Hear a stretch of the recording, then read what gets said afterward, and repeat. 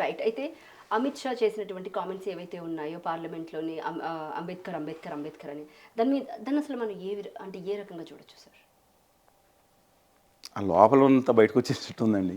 గవర్నర్లు దేశ హోంశాఖ మంత్రి గారు మాట్లాడతాం అని ఏమన్నారండి తెలుసు కదా, మీరు చూశారు కదా. అవును. అంబేద్కర్ అంబేద్కర్ అంబేద్కర్ అంబేద్కర్ అంబేద్కర్ అంబేద్కర్ అంబేద్కర్ అంబేద్కర్ ఇన్నిసార్లు కనుక మీరు ఆ, మాట్లాడింది ఆ భగవంతుడి పేరు దాన్ని స్మరిస్తే కనుక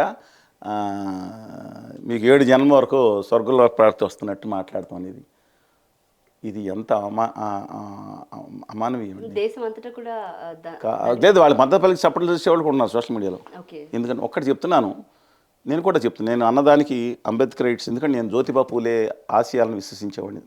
మా అమ్మగారి తర్వాత ఈ ప్రపంచం నాకు తల్లి లాంటి ఒక భావన కలిగిన ఒకే ఒక మహిళ ఎవరున్నారంటే సావిత్రిబాయి పూలే.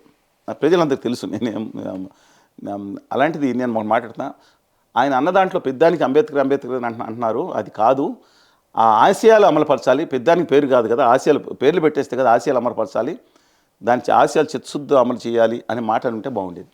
తప్పలేదు, ప్రతిసారి 6 సార్లు అన్నా తప్పలేదు. కానీ డైవర్ట్ చేసి భగవంతుడికి లింక్ చేశారు. చాలా అమానవీయంగా ప్రయత్నించారు. పైగా అదొకటి, అది నిజంగా ఆయన హుందాగా మాట్లాడిన తప్పు అయిపోయిందంటే హుందాగా ఉండేది తప్పేం లేదు.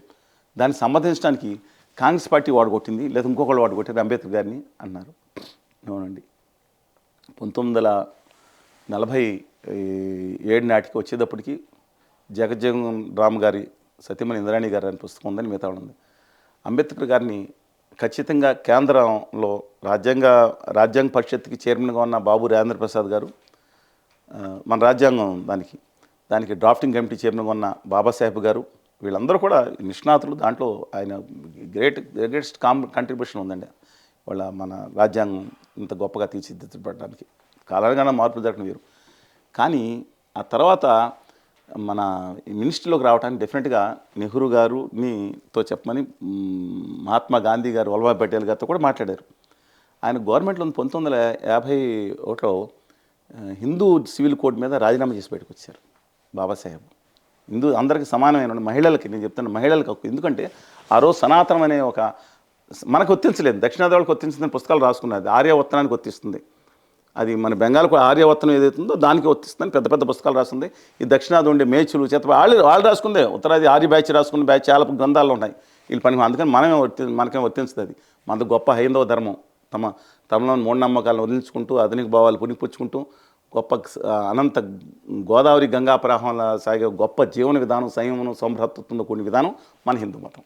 అది వేరు, వాళ్ళ మతం ఏదో నాకు తెలియదు. వాళ్ళందరూ అడ్డం పడ్డారు బిల్లుకి. నెహ్రూ గారు ఇది అయ్యేదట్లేదు, చాలా కష్టంగా ఉంది, మొత్తం అందరూ రెచ్చగొట్టించారు. మీటింగులు కూడా పెట్టేసి రోడ్ల మీద వచ్చి పార్లమెంట్ ముట్టడిచ్చారు. ఇది సత్యం అండి. ఆఖరికి అంబేద్కర్ బయటకు వచ్చిన తర్వాత 52లో బొంబాయి నార్త్ నుంచి పోటీ చేశారు.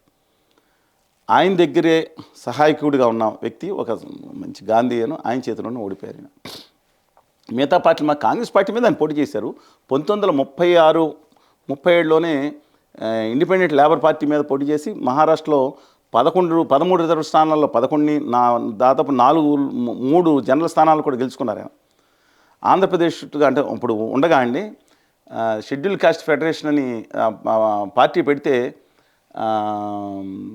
బొజ్జ అప్పలస్వామి గారు, మా మిత్రులు బొజ్జ తారకం గారు వాళ్ళ నాన్నగారు, తర్వాత ఇంకొక ఆయన విజయవాడ పార్లమెంట్ నుంచి ఎంపీగా కూడా ఒక ఆయన నెగ్గారు. నేను అలాంటి నేపథ్యంలో 52లో ఆయన వేరే పార్టీ, కాంగ్రెస్ పార్టీ ఎలా గెలిపిస్తుంది? I'm not supporting Congress, but the question is ఇవాళ బీజేపీ మాట్లాడుతున్న విధానం మీద నేను మాట్లాడుతున్నా. ఆ తర్వాత 1900 ఆయన ఓడిపోయారు. 54లో భండారా కాన్స్టిట్యున్సీని తెలంగాణకు ఆనుకున్న కాన్స్టిట్యున్సీ అండి, దాంట్లో పోటీ చేస్తే ఆయన దాంట్లో 3వ స్థానం వచ్చింది. అయినా సరే రాజ్యసభలో కొనసాగుతూనే ఉన్నారు ఆయన. తిరిగి మళ్ళీ 1956-57 నాటికి పోటీ చేయాల్సిన దురదృష్టవశాత్తు 57 ఎన్నికల్లో ఆయన 56లో ప్రారంభించారు. గ్రేటెస్ట్ హ్యూమన్ బీయింగ్ ఈ ప్రపంచ చరిత్రలో తాడిపీడి ప్రజానికి గుర్తుంచుకోవాల్సిన గ్రేటెస్ట్ లీడర్లో ఆ ప్రాంతాల్లో అంటే అత్యధిక ప్రజలకు లాభం చేకూర్చిన వ్యక్తి ఎవరన్నా తాడిపీడి ప్రజానేకానికి చూస్తే ఒక్క Babasaheb Ambedkar. Martin Luther king గారు అక్కడ ఉండొచ్చు అమెరికాలో, మిగతా వాళ్ళకి ది గ్రేటెస్ట్ పర్సన్ అండి. దయచేసి ఇవాళ ఆయన సపోర్ట్ చేస్తా, అమిత్ షా గారిని సపోర్ట్ చేస్తా, ఈ విధంగా చేయడం మంచి పద్ధతి కాదు. బాబాసాహెబ్ని గట్టిగా ఇవాళ ఆంధ్రప్రదేశ్లో చూడండి, ఇంకా వాళ్ళు ఎక్కడ పెట్టారో విగ్రహాలు నాకు తెలియదు. తెలుగు రాష్ట్రాలలో బాబా సాహెబ్ అని శాల్యూట్ చేసే విధంగా అద్భుతమైన 125 అడుగులు ఎత్తు విగ్రహాలు పెట్టిన దేశంలో చూపించండి మీద చోట్ల ఎక్కడ ఉందో. అందువలన గౌరవించుకున్నాం. ఇవాళ తాడిది పీడిత ప్రజాపక్షం ఇంకోటి కూడా చెప్తాను. ఇవాళ మిగతా అన్ని వర్గాలు కూడా మహాత్మా జ్యోతిబా పూలే గారిని ఒకసారి గౌరవించండి, బుద్ధుడిని గౌరవించండి, కబీర్ని, ఈ ముగ్గురే బాబాసాహెబ్ గురువులు ఆయన అఫీషియల్గా చెప్పుకున్నారు.